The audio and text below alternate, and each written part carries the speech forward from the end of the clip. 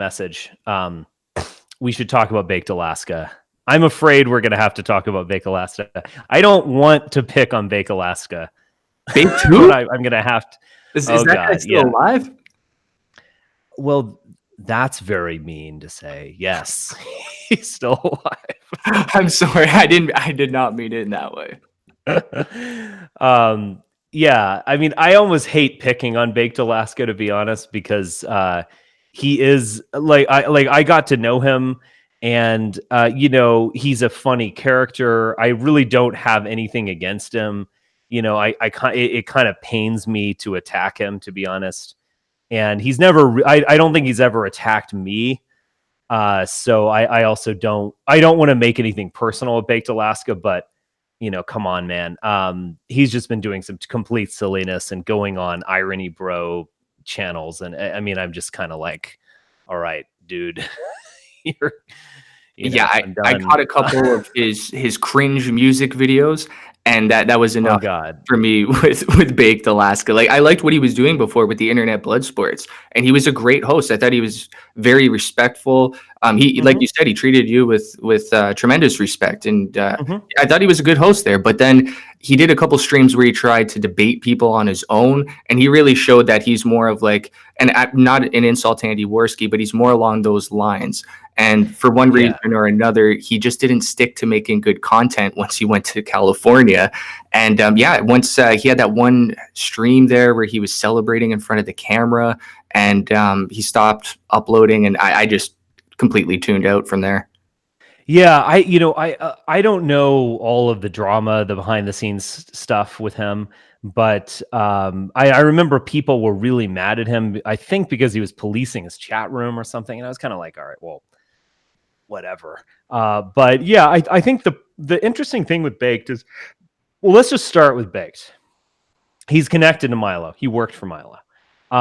Baked is an interesting character because he is a kind of weather vane, and I think Milo is too, in the sense that when Trump was going well, he jumped on that bandwagon. And then when the alt-right was a real thing, that this was pre-Charlottesville, we're in this kind of ambiguous zone of, do we think these people are evil white supremacists, or do we think that they're funny trolls, or what do we make of them? Everyone was, there was a liminal space there. And he definitely jumped on the alt-right bandwagon, and I think in a good way. I mean, we want bandwagon jumpers, so long as they don't, try to take over the movement and ruin it or something. But in terms of people who are just amplifying us or whatever, I think that's good. It's what we want. And he was a funny personality, and he's kind of warm and cuddly. He doesn't have any hard edges, so he's not offensive at all. And I thought this was a great thing. Yeah, I never thought he was like a brilliant theorist or something, but he didn't really present himself as such. And so I thought that this was a really great phenomenon. I do think that, he was directly attacked in Charlottesville. So he went to Charlottesville, and he was almost blinded by Antifa that sprayed mace in his face. And I was with him, like he was in a bad state the day after. And there was even talk that he might have been blinded. I mean, it was absolutely terrible. But he kind of got over that. And then I think he kind of went away for a little bit, and then he started to be open to the alt-right. So I was interviewed by him in, the fall or winter 2017, and then again in 2018 a little bit. So he was kind of open to us. I don't think he's ever denounced me or anything like that. So I won't denounce him. There's no need. Criticize someone without denouncing. But that I did notice this as the midterms are coming along. He would do these rap videos. It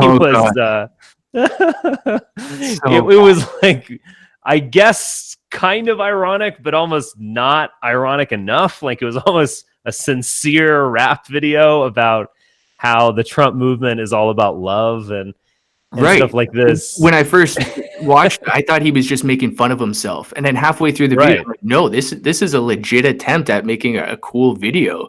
So it was so cringe, but I think I was okay to overlook it at first because, as you said, he's a nice guy. He's very respectful, and most importantly, he was a good ally. I think that's a great way to kind of define him there. He's not alt-right, but he's there to support free speech, and he's genuinely interested and stimulating debate. That's what Baked Alaska was good for, and it's just a shame that he took a different route. Like, I remember Mr. Medicare was like, dude, it's simple. Bring people together, let them sort out their crap on your channel. You do very minimum work, and everyone will love it. And I don't know, maybe he wanted to be more than what he was. Maybe the crowd he was interacting with him took him in a different direction. But yeah, I think it's unfortunate that we kind of lost that ally in Baked. And you're absolutely right. He is a nice guy, very respectful. It's a shame. Yeah, I mean, and it kind of says something about where we are. I mean, I think the attacks on the alt-right have come so hot and heavy that it's difficult to be an alt-right ally. And so I kind of understand him at some level.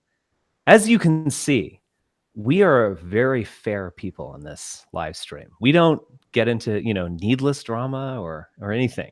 I don't really want to, attack him. Anyway.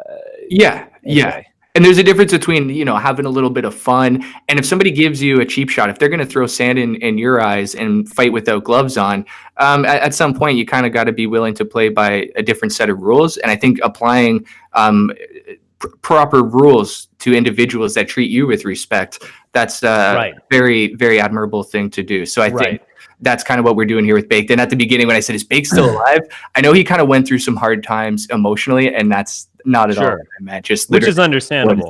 But never go irony, bro. If you go irony, bro, effectively you're dead to me, to be honest. Just even like appearing on one of their shows, like that's it. Like not even once, basically. That's the line that gets drawn at irony, bro. You cross that line, you're gone. Yeah. Because you're like, you're kind of affirming or not denouncing just insanely divisive, poisonous, disgusting freaks. And that's just, that's it. So anyway, so Baked was a very nice guy. It's difficult to be an alt-right ally at this point. So I'll say that, to him. And I think also just his kind of nature, like he's a nice person. All right. I'm getting too many, Joaquim is giving me too much. Okay. Joaquim, lay off the text messages. I'm an old man. I can only focus on one thing at a time. So what he was saying was that what Joaquim was saying is actually quite true. And I'm glad to point it out, is that, if you are alt-right, like you have to face consequences at some point. And this is unlike other movements. Joining Antifa itself, you might face some consequences. I agree. You might get arrested and then let off or something. But joining the left is basically consequence free. You are not going to lose your job by being a member of a trans rights organization or going on a slut walk. You are certainly not going to lose your job by being a centrist liberal. Joining the alt-right, there are consequences, and to Baked Alaska's credit, he actually faced some of them, including I was terrified when I learned that he was almost blinded by mace. Terrified certainly for him, and then also knowing that I actually I also was maced by Antifa during Charlottesville, and just thinking, wow, what if they didn't use mace and they used sulfuric acid or something? Yeah. It's a real thing. And he faced the consequences. What I understand, he's fine now. But he faced some pushback. I think also just by like the kind of nature of Baked Alaska himself. He is a kind of like sweet dessert, like his name suggests. I think it might suggest also pot smoking, but but the dessert Baked Alaska, he's kind of like that. And he's malleable and kind of mushy, and he can go with the flow. So when the alt-right's cool and so on, he'll be like, oh yeah, I'm alt-right. That's awesome. they're pro-Trump and they're badass and truth tellers. But then when things get hot, he melts like the ice cream of a baked Alaska. Oh, that was smooth. That was smooth. No, you're right. The one thing I can definitely give him credit for is he's intellectually curious, and in many ways, that's more important than being intellectually dominant. I really do appreciate and keep an open mind and encourage like that intellectually stimulating debate, whether they're necessarily directly a part of it or not. So that's one thing I really love about him. And you're right, he paid his dues. The man paid his dues. He got splashed by Antifa really hard there. And you're right. It very well could have been sulfuric acid due to the nature of the events, the high profile people there. That's not a stretch of the imagination at all. So it's a similar thing can be said about the Proud Boys. You know, they don't have the ideology that we would like them to have. But in terms of their presence, you know, out there on the streets, facing Antifa, dealing with all that backlash, kudos to them. And it's a shame that we don't have them kind of, you know, in that alt-right side of things. But I do have respect, regardless if you're in the center, civic nationalist, whatever, if you're actually going to go out there and put in the time on that level, you have my total respect.